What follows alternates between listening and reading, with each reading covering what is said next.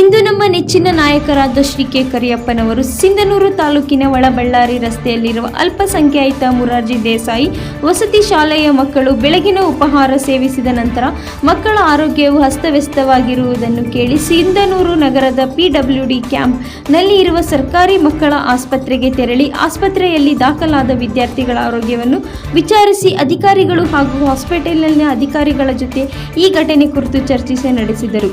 ಈ ಸಂದರ್ಭದಲ್ಲಿ ನಗರ ಮಂಡಳ ಅಧ್ಯಕ್ಷರಾದ ಸಿದ್ದರಾಮೇಶ ಮುನ್ನಾಪುರ, ಶರಣಬಸವ ನಾಗರ ಬೆಂಚಿ ಮತ್ತು ಗುರ್ಜಿ ಬಸವರಾಜ್ ನಾಯಕ್, ವಿರೂಪಾಕ್ಷಗೌಡ, ಹಸೇನಪ್ಪ ಸೋಲಂಗಿ, ನವೀನ್ ಕಟಾರಿ, ಶಿವಮಣಿ ತುರುವಿಯಾಳ, ರಾಜು ಅಡವಿಬಾವಿ, ಮಲ್ಲಿಕಾರ್ಜುನ್ ಕುನ್ನಟ್ಟಿ, ನಿರುಪಾದಿ ಹುಲ್ಲದ್ದೀನ್ ಮತ್ತು ಪಕ್ಷದ ಮುಖಂಡರು ಹಾಗೂ ಪದಾಧಿಕಾರಿಗಳು ಉಪಸ್ಥಿತರಿದ್ದರು.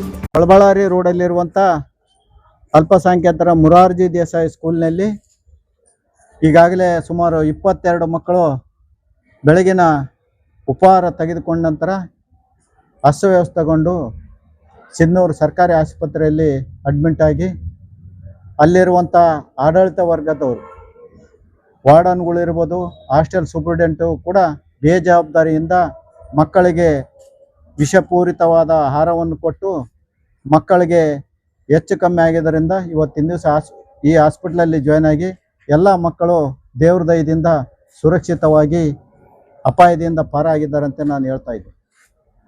ಮುರಾರ್ಜಿ ಸ್ಕೂಲ್ಗಳಲ್ಲಿರ್ಬೋದು ಅಥವಾ ಯಾವುದೇ ಹಾಸ್ಟೆಲ್ಗಳಲ್ಲಿ ಈಗಾಗಲೇ ಸಾಕಷ್ಟು ಫುಡ್ ಸಪ್ಲೈ ಮಾಡುವಂಥ ಕಾಂಟ್ರಾಕ್ಟರ್ ಇರ್ಬೋದು, ಅಲ್ಲಿರುವಂಥ ಸಿಬ್ಬಂದಿಗಳು, ನಾನು ದಯವಿಟ್ಟು ಅವರಲ್ಲಿ ಕೇಳಿಕೊಳ್ಳೋದಿಷ್ಟೇ, ಸರ್ಕಾರದ ದುಡ್ಡಿನಿಂದ ಬಂದಂಥ ಮತ್ತು ಸರ್ಕಾರಿ ಶಾಲೆಗಳಲ್ಲಿ ಮತ್ತು ಸರ್ಕಾರದ ಹಾಸ್ಟೆಲ್ಗಳಲ್ಲಿರುವಂಥ ಮಕ್ಕಳಿಗೆ ಒಳ್ಳೆಯ ಆಹಾರವನ್ನು ಕೊಡಬೇಕಂತ ನಾನು ಮನವಿಯನ್ನು ಮಾಡ್ತಿದ್ದೆ. ಇಲ್ಲಾಂದರೆ ಇಂಥ ವಿಷಪೂರಿತ ಆಹಾರಗಳನ್ನು, ಅಕ್ಕಿಗಳನ್ನು, ಓಲ್ಡ್ ಸ್ಟಾಕ್ ಅಕ್ಕಿ ಮತ್ತು ತರಕಾರಿ ಮತ್ತು ಬೇಳೆಯನ್ನು ಓಲ್ಡ್ ಸ್ಟಾಕ್ ತಂದು ಮಕ್ಕಳಿಗೆ ಜೀವದ ಅಪಾಯವನ್ನು ತಂದು ಕೊಡುವಂಥ ಕೆಲಸ ಯಾರು ಮಾಡಬಾರ್ದು. ಅಂಥ ಕೆಲಸ ಮಾಡಿದವರಿಗೆ ದೇವರು ಮೆಚ್ಚುವುದಿಲ್ಲ ಅಂತೇಳಿ ನಾನು ಇವತ್ತು ತಮ್ಮಲ್ಲಿ ಮನವಿ ಮುಖಾಂತರ ಎಲ್ಲ ಹಾಸ್ಟೆಲ್ ವಾರ್ಡನ್ಗಳಿಗೂ ಮತ್ತು ಅಧಿಕಾರಿಗಳು, ಯಾಕಂದರೆ ಇಲ್ಲಿ ಸಿಂಧನೂರು ತಾಲೂಕಿನಲ್ಲಿ ಎಲ್ಲ ಹಾಸ್ಟೆಲ್ಗಳಲ್ಲಿ ಭಾಳಷ್ಟು ಜನ ಮಕ್ಕಳು ಓದಲು ಭಾಳಷ್ಟು ಜನ ಇರ್ತಾರೆ. ಆದರೆ ಈ ಸರ್ಕಾರದಲ್ಲಿ ಕಳಪೆ ಆಹಾರವನ್ನು ಸಪ್ಲೈ ಮಾಡುವಂಥ ಮತ್ತು ಶಾಸಕರು ಮತ್ತು MLC ಇಂದಿರುವಂಥ ಕೆಲವು ನಾಯಕರುಗಳು ಫುಡ್ ಸಪ್ಲೈ ಮಾಡಿ ಕಳಪೆ ಫುಡ್ಡನ್ನು ಸಪ್ಲೈ ಮಾಡಿ ಮಕ್ಕಳನ್ನು ಜೀವ ತೆಗೆದುಕೊಳ್ಳುವಂಥ ಕೆಲಸ ಮಾಡ್ತಿದ್ದಾರೆ.